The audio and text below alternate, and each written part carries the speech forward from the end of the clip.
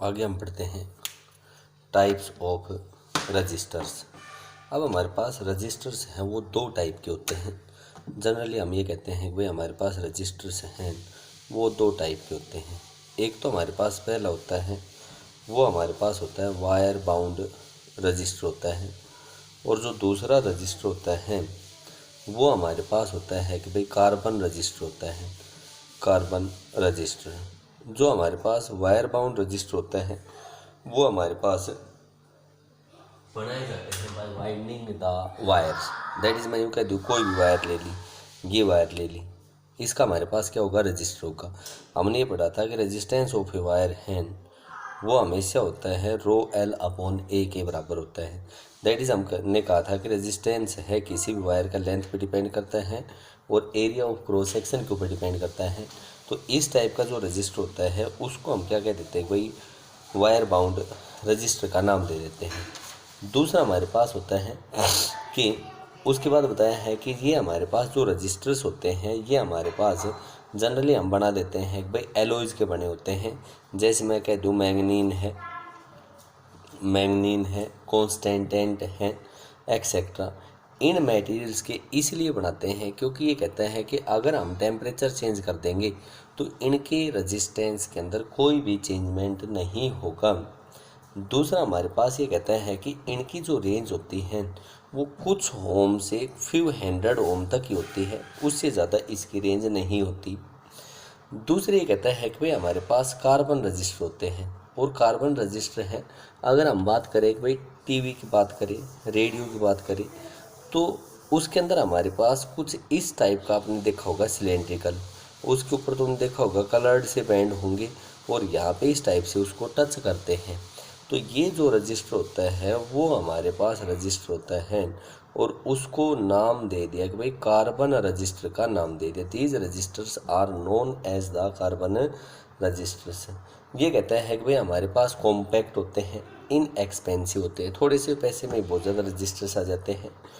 और ये कहता है कि इनका हमारे पास जितने भी इलेक्ट्रॉनिक सर्किट्स हैं उसके अंदर हम इनका क्या करते हैं कि भाई बहुत ज़्यादा एक्सट्रीमली यूज करते हैं। उसके बाद ये कहता है कि ये कार्बन रजिस्टर हैं। अगर मैं यूँ कह दूँ कि ये 10 ओम का है तो इसके लिए हमें वायर तो बहुत लंबी चाहिए, तो उससे सर्किट है वो हमारे पास बल्कि बन जाता है। इसलिए ये कहता है कि हम यहाँ पे जो रजिस्टर्स यूज़ करते हैं वो कौन से रजिस्टर्स यूज़ कर लेते हैं, कार्बन रजिस्टर्स। अब मैंने बताया कार्बन रजिस्टर इस टाइप का होता है। अब हमारे पास आता है कि इसका हमारे पास कलर के अकॉर्डिंग इसकी हम वैल्यू कैलकुलेट कर सकते हैं। अब हमारे पास आता है इसका कलर कोड। कलर कोड के लिए मैं आपको ये बताता हूँ, B Roy, great Britain, very good wife, 0 1 2 3 4 5 6 7 8 और 9। B Roy, great Britain, very good wife. B का मतलब ब्लैक, ये तो हमारे पास होगा कलर ब्लैक होगा। दूसरा जो कलर है वो हमारे पास होगा ब्राउन, ये हमने कह दिया कि रेड, ये हमने कह दिया कि ऑरेंज कलर होगा। ये हमारे पास जो कलर होगा वो येलो होगा।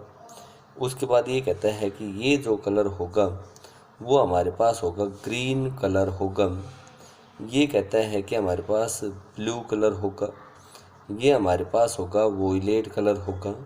ये हमने कह दिया कि ग्रे कलर होगा। और ये हमने कह दिया कि ये जो कलर होगा वो हमारे पास कौन सा कलर होगा, आपके पास वाइट कलर होगा। तो ये तो हमने बता दी, इसकी कलर कोड बता दी। अब ये कहता है कि इसके नंबर बता दिए हमने 0 से 9 तक।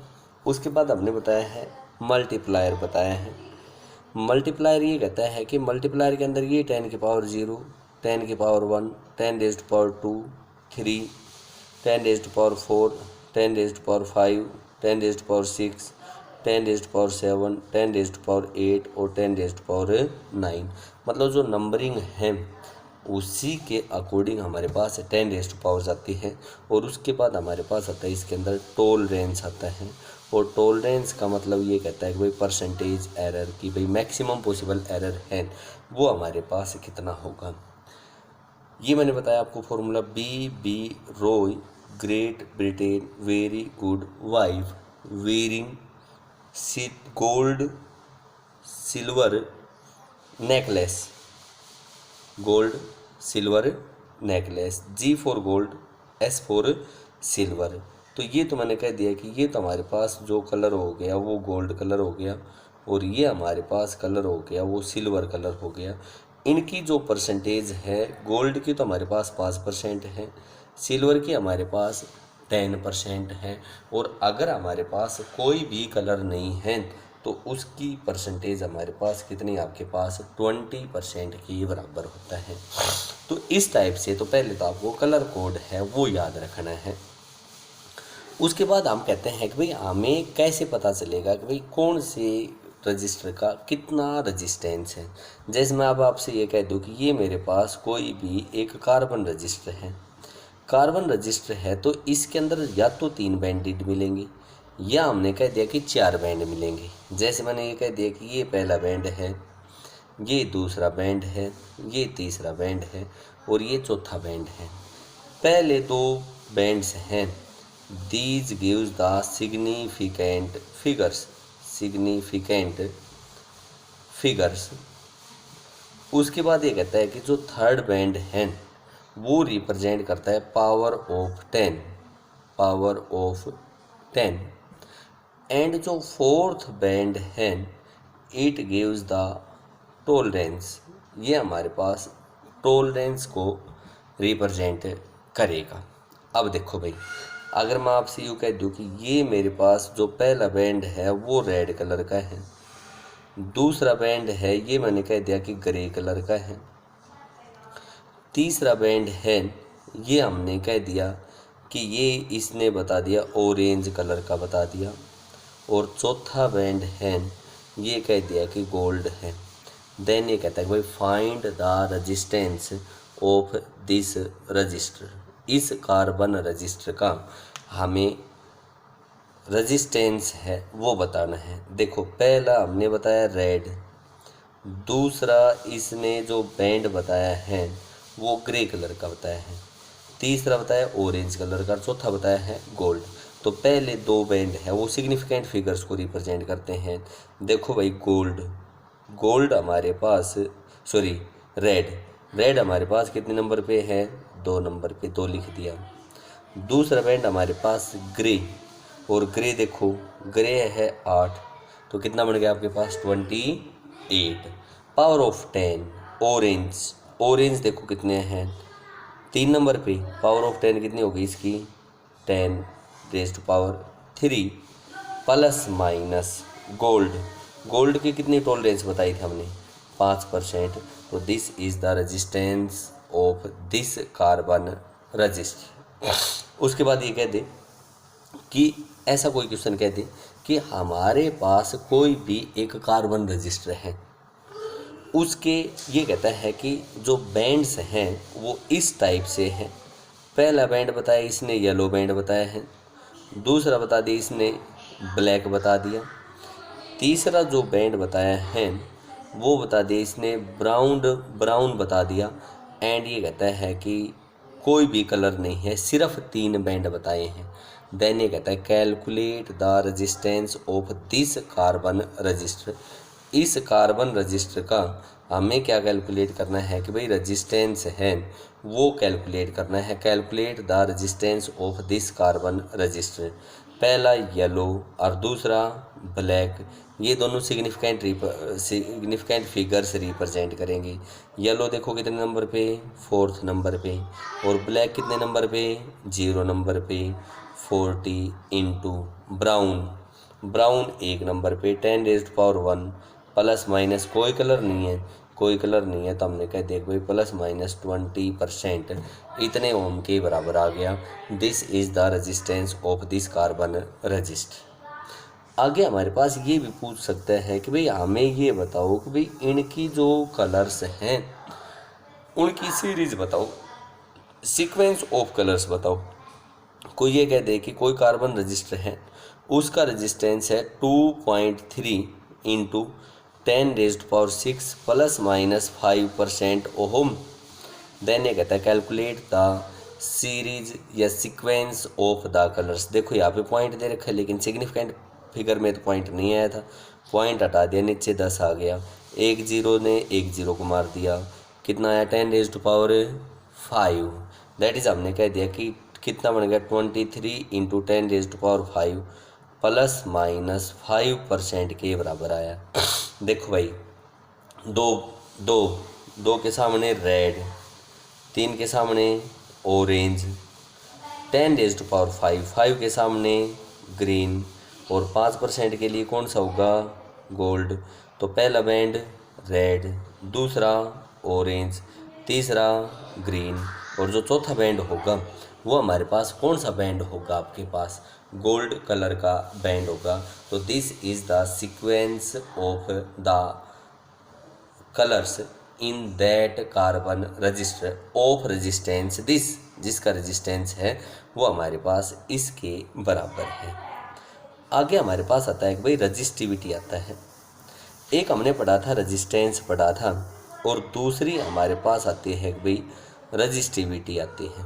रजिस्टिविटी ये कहता है कि भाई ये हमारे पास रजिस्टिविटी है, ये किसी भी मटेरियल की प्रॉपर्टी होती है और इसी के बिहाफ के ऊपर हम बता सकते हैं कि मटेरियल्स हैं उनको कैटेगराइज कर देंगे। और जो कैटेगराइज करेंगे तो हमने कैटेगरी कर रखी है इनकी 3। पहला हमारे पास जो मटेरियल होता है वो हमारे पास मटेरियल होता है कंडक्टर होता है, दूसरा हमारे पास मटेरियल होता है इंसुलेटर होता है और तीसरा हमने ये कह दिया है कि जो मटेरियल होगा वो हमारे पास होगा सेमी कंडक्टर होगा। हम जनरली पढ़ेंगे कंडक्टर और सेमी कंडक्टर के बारे में पढ़ेंगे। कंडक्टर हमारे पास वो मटेरियल्स होते हैं जिनकी रजिस्टिविटी है वो हमारे पास स्मॉल होती है, दैट इज़ 10⁻8 ओम मीटर से 10⁻6 ओम मीटर होती हैं। दूसरा ये कहता है कि इंसुलेटर्स वो होते हैं कि जिनकी रजिस्टिविटी है अप्रोक्सीमेटली 10⁻18 टाइम्स होती है of that of the conductor, that is हम कह सकते हैं कि 10⁻10 to 10⁻12 ओहम मीटर होती हैं। और सेमीकंडक्टर हमने वो मटेरियल बता दिया कि जिनकी रजिस्टिविटी है वो इन दोनों के बीच में लाई करती हैं, तो उन मटेरियल्स को हम नाम दे देते हैं भाई सेमीकंडक्टर्स का नाम दे देते हैं। अब हमारे पास आता है कि रजिस्टिविटी की वेरिएशन आती है और रजिस्टिविटी की वेरिएशन आती है विद टेम्परेचर, और रजिस्टिविटी की वेरिएशन के साथ ही हम रजिस्टेंस की निकाल देंगे। क्यों निकाल देंगे? क्योंकि हमने ये पढ़ा था कि रजिस्टेंस होता है R = ρL/A और हमने कहा था कि R = mL/NE² tau into A के बराबर होता है और m/NE² टाउ इसको तो हमने रजिस्टिविटी का नाम दिया था, तो हमने यहाँ से कह दिया कि R = ρL/A, that is ρ = m/NE² into tau. मैं कहूँगा कि जो रजिस्टिविटी की वेरिएशन रहेगी टेम्परेचर के साथ वही किसकी रहेगी, आपके पास रजिस्टेंस की रहेगी, कि variation of resistivity with temperature end of resistance with temperature है वो हमारे पास सेम रहेगी। तो अब यहाँ पे हम बात करते हैं कि हमने बताया कि रजिस्टिविटी का फॉर्मूला बताया ρ = m/NE² इंटू टाउ के बराबर बताया। अब मैं यहाँ पे ये कहता हूँ m मास होता है इलेक्ट्रॉन्स का, n हमारे पास होता है number of free electrons per unit volume, ए हमारे पास होता है charge on electron and tau होता है वो रिलैक्सेशन टाइम होता है। और रिलैक्सेशन टाइम हमारे पास क्या होता है कि भाई हमारे पास टाइम होता है बिटवीन 2 सक्सेसिव कोलिजन्स। अब अगर मैं बात करता हूँ मेटल के केस की, तो मेटल्स के लिए मैं ये कहूँगा कि भाई n तो बहुत ज़्यादा है, मेटल है उसके पास जो नंबर ऑफ फ्री इलेक्ट्रॉन्स होते हैं पर यूनिट वॉल्यूम वो हमारे पास होते हैं 10⁻28, जो हमारे पास बहुत ज़्यादा है। उसके बाद हमने कह दिया कि जैसे ही मैं टेम्परेचर बढ़ाऊंगा तो हम कहेंगे स्पीड ऑफ इलेक्ट्रॉन्स है वो बढ़ जाएगी। स्पीड ऑफ इलेक्ट्रॉन्स बढ़ेगी तो उनकी एनर्जी भी बढ़ेगी। या मैं कहूँगा कि टेम्परेचर बढ़ाएंगे तो एनर्जी बढ़ेगी। एनर्जी बढ़ेगी तो हम कहेंगे कि स्पीड है वो भी हमारे पास क्या हो जाएगी, इंक्रीज हो जाएगी। और जैसे ही स्पीड बढ़ेगी तो हम कहेंगे कि एक पॉइंट से दूसरे पॉइंट पे जाने का टाइम है वो घटेगा।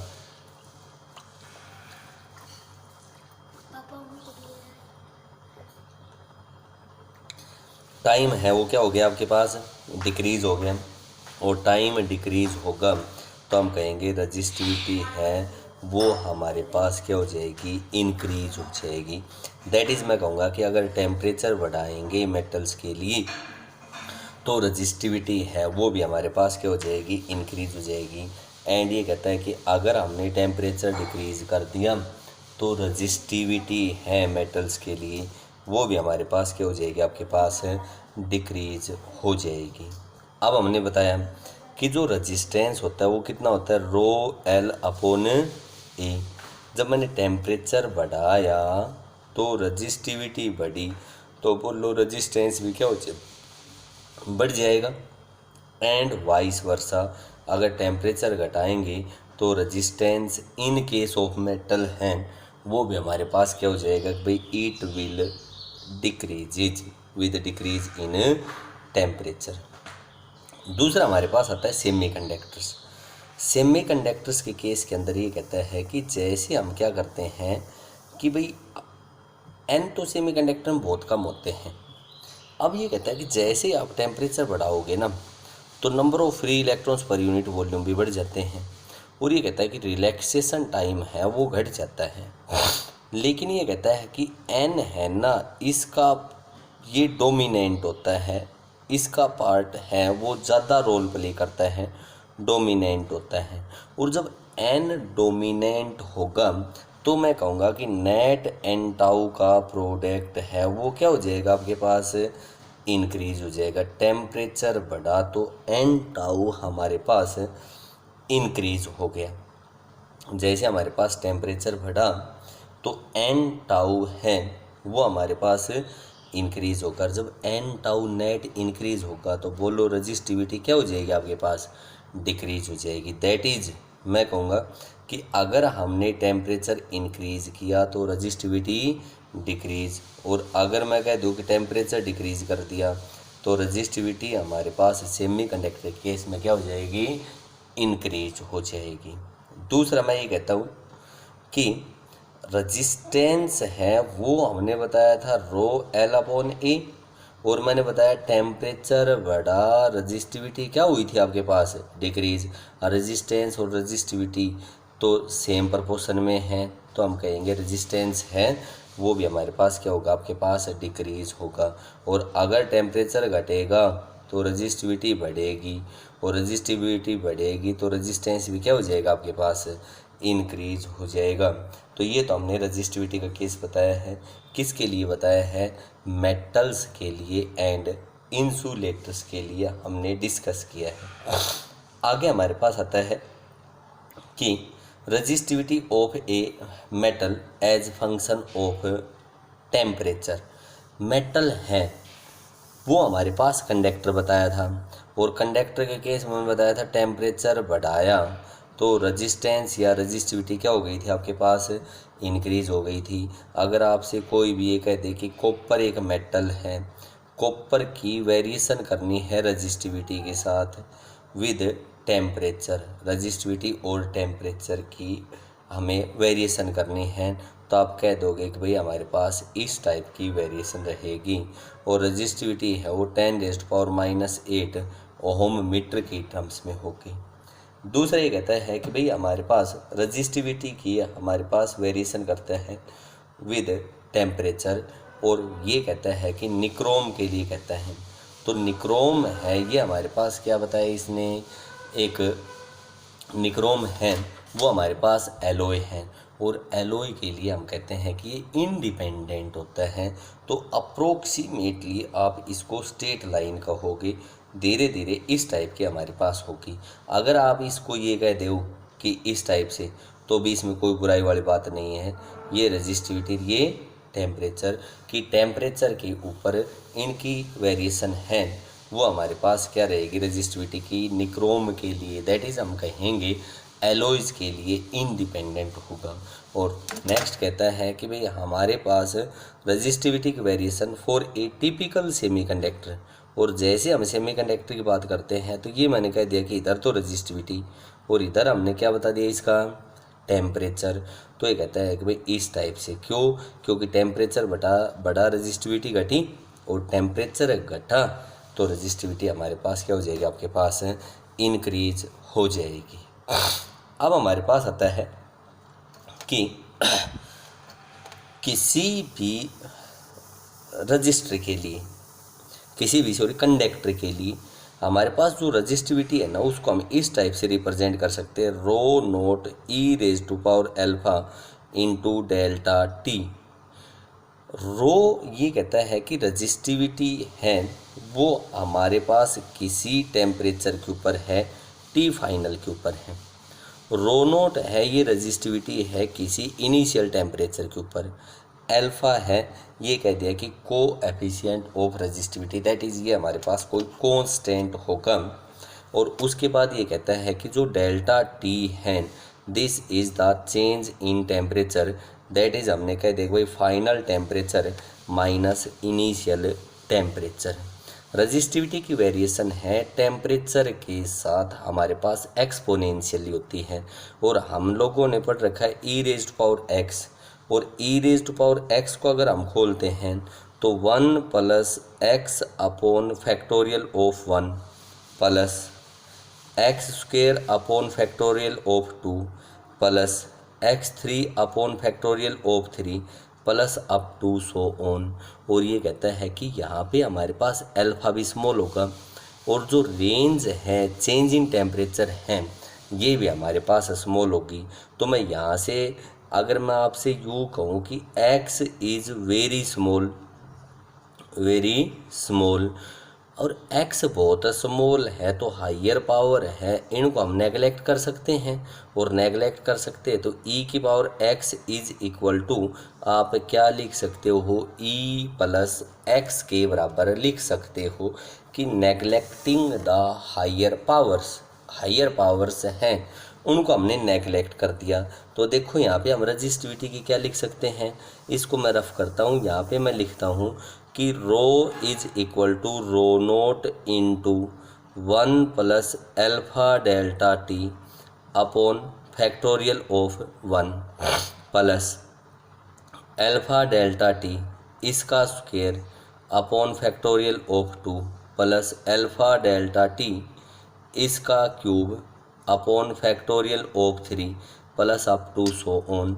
मैंने बताया कि अल्फ़ा बहुत स्मॉल है, डेल्टा टी भी बहुत स्मॉल है, तो दोनों का प्रोडक्ट करके उसका स्क्वायर करोगे तो अप्रोक्सीमेटली 0, क्यूब करोगे तो भी अप्रोक्सीमेटली 0। तो मैं यहाँ से कह सकता हूँ rho is equal to rho naught into 1 plus alpha delta T के बराबर आ गया। This is the formula for resistivity. यहाँ पे डेल्टा टी है वो चेंज इन टेम्परेचर है। अल्फ़ा की जो वैल्यू होती है वो हमारे पास होती है 10⁻⁻² पर डिग्री सेल्सियस टू 10⁻⁻4 पर डिग्री सेल्सियस होती है। अगर मैं यहाँ से अल्फ़ा की वैल्यू निकालूँ तो देखो ये क्या आएगा, rho is equal to rho naught plus rho naught alpha delta T, rho minus rho naught is equal to rho naught alpha delta T. Alpha की वैल्यू चाहिए मेरे को, अल्फ़ा की वैल्यू चाहिए तो alpha is equal to rho minus rho naught upon rho naught into delta T. Hence हम कह सकते हैं कि भाई कोएफिशिएंट ऑफ रजिस्टिविटी है उसको हम डिफाइन कर सकते हैं change in resistivity per unit original resistivity per unit change in temperature that is known as coefficient of resistivity. आगे हमारे पास देखो रजिस्टिविटी ऊपर और नीचे भी रजिस्टिविटी है तो इनके यूनिट से देखो ओम मीटर और नीचे भी ओम मीटर और चेंज इन टेम्परेचर की पर डिग्री सेल्सियस या पर केल्विन, डिग्री सेल्सियस या केल्विन, ओम मीटर से ओम मीटर कैंसिल आउट हो गया, तो अल्फा की यूनिट हमारे पास आई वो पर डिग्री सेल्सियस, या हमने कह दिया कि क्या यूनिट आई हमारे पास पर केल्विन के बराबर आई। मैंने बताया कि रो इज इक्वल टू इसके बराबर आया, rho is equal to rho naught into 1 plus alpha delta T. देखो इसको मैं रीराइट करता हूँ, न्यूमेरिकल्स में इसका यूज़ करेंगे। यहाँ से अगर अल्फा की वैल्यू कैलकुलेट करनी हो तो हमने यहाँ कैलकुलेट कर दी, alpha is equal to rho minus rho naught upon rho naught into change in temperature, और मैं इसको यूँ कह दूँ rho minus rho naught upon rho naught change in temperature final temperature minus initial temperature. Final temperature की value होगी, initial temperature की value होगी, तो अल्फा निकल जाएगा। कई बार ये पूछ लेता है कि हमें चेंज इन टेम्परेचर निकालना है, तो चेंज इन टेम्परेचर के लिए T final minus T initial is equal to rho minus rho naught upon rho naught into alpha. और अगर टी फाइनल निकालना हो तो हमारे पास रो दे रखा होगा, रो नोट दे रखा होगा, अल्फा दे रखा होगा और टी इनिशियल दे रखा होगा। टी इनिशियल को इधर रखे इसकी वैल्यू हम कैलकुलेट कर सकते हैं। उसके बाद हमारे पास अगर कई बार ये पूछ लेता है कि हमें उस फॉर्मूले का यूज़ करना है over the limited range of temperature. जब लिमिटेड रेंज ऑफ टेम्परेचर की कहे तो आप यही वाला फॉर्मूला यूज़ करोगे। और अगर आपके पास रेजिस्टेंस की बात करता है तो हम यहाँ पे कहेंगे कि भाई इन केस ऑफ रेजिस्टेंस, जैसे हमारे पास रेजिस्टेंस की बात करेगा तो हम कह सकते हैं कि भाई R final minus R final is equal to R naught into 1 plus alpha into delta T. Alpha is known as the coefficient of resistance. अब यहाँ पे हम यूँ कहते हैं कि अगर कंडक्टर होगा ना तो कंडक्टर के लिए तो हमारे पास अल्फा पॉजिटिव होगा, और अगर हम बात करते हैं सेमी कंडक्टर की तो सेमी कंडक्टर्स के लिए हमारे पास जो अल्फा होगा वो हमारे पास क्या होगा, आपके पास नेगेटिव होगा।